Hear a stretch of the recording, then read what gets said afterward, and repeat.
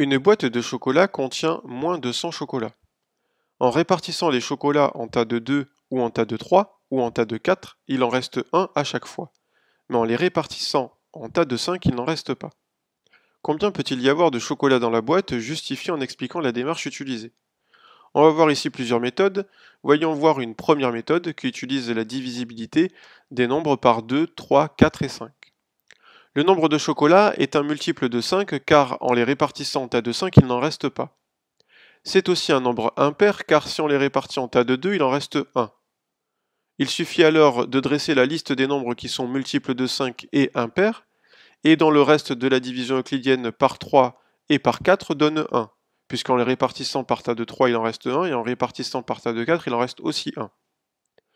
On va donc utiliser ça pour dresser la liste des multiples de 5 impairs et regarder les restes dans la division euclidienne par 3 et le reste dans la division euclidienne par 4.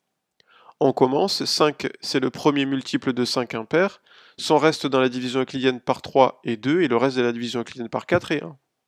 On continue, 15, son reste dans la division euclidienne par 3 c'est 0 puisque 3 fois 5 égale 15 et le reste dans la division euclidienne par 4 est 3. 25, son reste dans la division euclidienne par 3 est 1 et son reste dans la division euclidienne par 4 est aussi 1. 35, son reste dans la division euclidienne par 3 est 2, son reste dans la division euclidienne par 4 est 3. Et on continue ainsi de suite jusqu'à 95.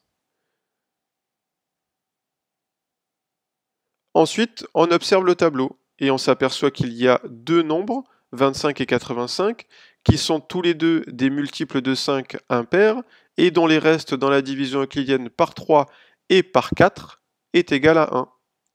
Les chocolats peuvent donc être au nombre de 25 ou de 85. Voyons une deuxième méthode qui consiste aussi à observer l'énoncé et à remarquer tout d'abord que le nombre de chocolats est un multiple de 5. On remarque aussi que si on enlève un chocolat, alors le nombre de chocolats est un multiple de 2, de 4 et de 3. On va donc chercher les multiples de 2, de 4 et de 3 simultanément et inférieurs à 100. On peut également remarquer que si un nombre est multiple de 4, alors il est multiple de 2 puisque 4 égale 4 fois 2. Et de même, on peut observer qu'un nombre est multiple de 4 et de 3 simultanément s'il est multiple de 12, puisque 12 est égal à 4 fois 3. On cherche donc en fait les multiples de 12 qui sont plus petits que 100, et ensuite on retient ceux dont le nombre suivant, le chocolat qu'on a enlevé et qu'on remet, est un multiple de 5. Voilà la méthode. On dresse donc un tableau avec les multiples de 12 et le nombre suivant, le multiple de 12, pour regarder si c'est un multiple de 5. Voilà le premier multiple de 12, c'est 12, le nombre suivant c'est 13, 13 n'est pas un multiple de 5. 24, le nombre suivant c'est 25, 25 est un multiple de 5, donc ça pourra marcher. Le multiple de 12 suivant c'est 36, le nombre suivant c'est 37, 37 n'est pas un multiple de 5. Le nombre multiple de 12 suivant 36 c'est 48, 48 plus 1, 49 n'est pas un multiple de 5.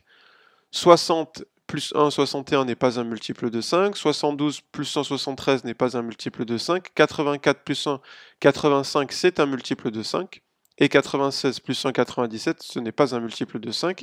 Il y a donc deux valeurs pour lesquelles ça fonctionne, 25 et 85.